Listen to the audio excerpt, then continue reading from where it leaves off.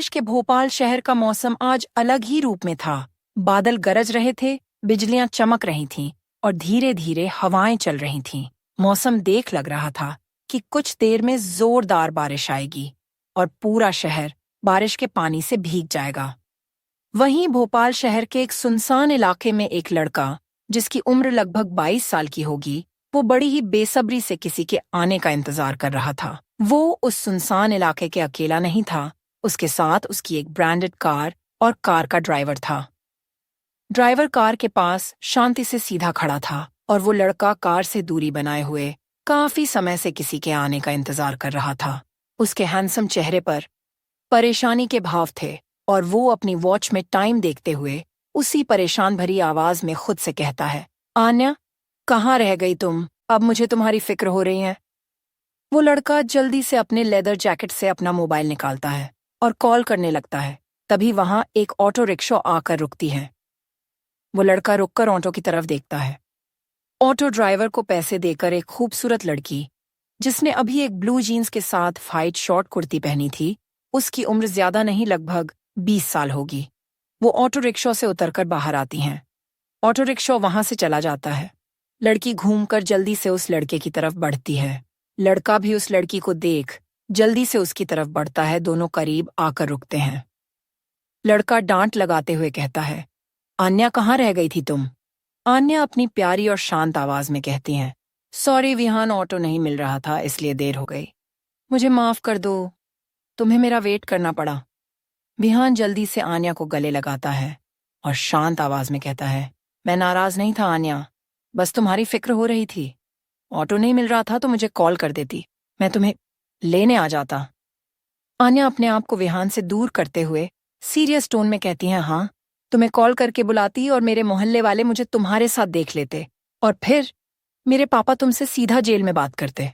विहान थोड़ा रुककर मजाक करते हुए कहता है, मैं तुम्हारे डैड से नहीं डरता वरता, वो पुलिस है तो क्या हुआ आन्या, लेकिन तुम ही सोचो ना, तुम्हारे डैड का फ्यूचर दामाद उनसे पहली बार जेल में मिलेगा, ये अच्छा थोड़ा ना लगता है। आन्या विहान की बातें सुन और भी ज्यादा सीरियस हो जाती है। विहान आन्या को सीरियस और किसी सोच में डूबे देख शांत आवाज में जल्दी से कहता है, क्या हुआ आन्या, आर यू ओके? मुझे इतनी रात को क्यों बुलाया है? सब ठीक तो है ना? जोरों से हवाएं चली रही थीं। हवा की वजह से पेड़ की टहनियां हिल रही थीं और बादल गरज रहे थे। आन्या बहुत ज्यादा हिम्मत करके विहान की आंखों में देखते हुए सीरियस न में कहती हैं, Vihaan, I want to break up with you. Vihaan Aanya की बात सुनकर जोर से हंसते हुए कहता है। आन्या बहुत ही ज्यादा सीरियसनेस के साथ अपने दिल पर पत्थर रखते हुए कहती हैं, बिलीव करना मुश्किल होगा लेकिन प्लीज एक्सेप्ट दैट विहान, मैं अब तुम्हारे साथ नहीं रहना चाहती।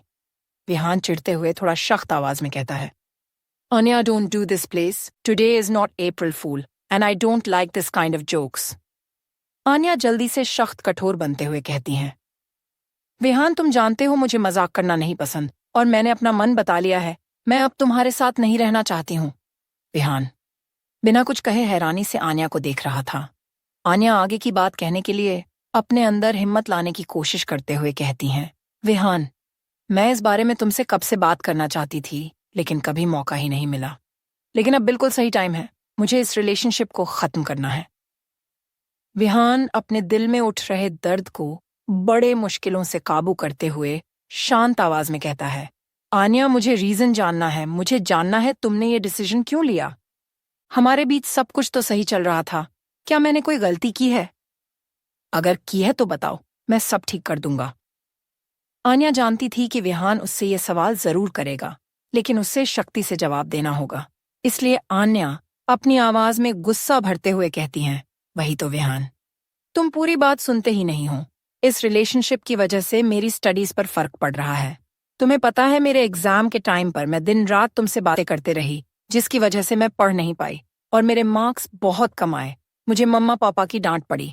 वो इतना मेहनत करके मुझे पढ़ा लिखा रहे हैं, लेकिन मैं उनके पैसों की कदर नहीं कर रही हूँ।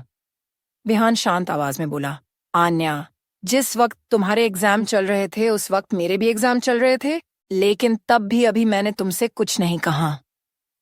आन्या थोड़ा हंसकर बदतमीजी से कहती हैं, अच्छा, मुझ पर एहसान कर रहे थे?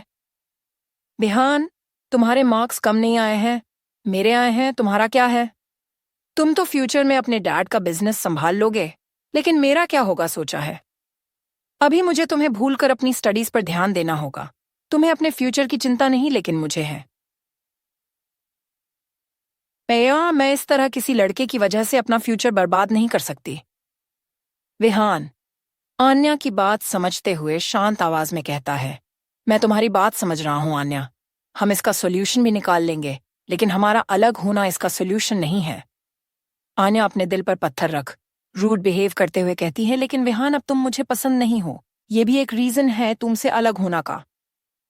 विहान के लिए ये बर्दाश्त करना मुश्किल था। वो लाल आंखें लिए गुस्से भरी आवाज में कहता है, कौन है वो दूसरा? आन्या सख्त आवाज में कहती है, विहान तुमसे प्यार खत्म हो गया है। इसका मतलब ये नहीं है कि दूसरा पसंद आ गया है। कोई नहीं है और ना ही कोई और होगा। अब मुझे सिर्फ और सिर्फ अपनी पढ़ाई पर ध्यान देना है। आन्या अपनी आवाज में थोड़ी नरमी लाते हुए आगे कहती है, और विहान तुम भी अपनी पढ़ाई पर ध्यान दो। यही टाइम है अपनी गलती सुधारने का, वरना आगे पछतावे के अलावा तुम्हें कुछ नहीं मिलेगा। अलग होना हम दोनों के लिए बेहतर होगा। विहान सदमे में जा चुका था, और जाता भी क्यों ना। उसका दिल टूटा था, और वो भी उस लड़की से जिससे वो इस दुनिया में बेइंतहा मोहब्बत करता था। आन्या की आंखों में देखते हुए सीरियस टोन में पूछता है, आन्या, क्या सच में अब तुम्हें मुझसे प्यार नहीं रहा? आन्या इस वक्त कठोर बनते हुए कहती है, नहीं रहा, और अब से हमारे बीच में सब खत्म हो गया है। दोबारा मुझे कॉल मत करना। आन्या की इस बात पर ही जोर से बिजली की चमकती है, और जोरदार बारिश होना शुरू हो जाती है, और दोनों भीगने लगते हैं। आन्या उस बारिश में भीगते हुए शांत आवाज में कहती हैं, विहान इस वक्त मैं अपने बारे में सोच रही हूँ। उम्मीद है तुम भी अपने बारे में सोचोगे और मुझे भुला दोगे। अब हमारा साथ यही तक था। आन्या मुड़कर वहां से जाने लगती हैं। विहान और आन्या दोनों के दिल की तकलीफ उनकी आंखें बयां कर रही थीं। दोनों की आंखों में आंसू आ जाते हैं जो बारिश की बूंद के साथ मिलने लगते हैं, और इसी तरह इनकी प्रेम कहानी का अंत होता है। क्या होगा इस कहानी में आगे? आन्या का विहान से अलग होने की क्या वजह होगी, और क्या नियति इन्हें दोबारा मौका देगी? जानने के लिए पढ़ते रहे दिल तूदने की साजा, सिर्फ और सिर्फ बिग रीड स्टोरीज पर।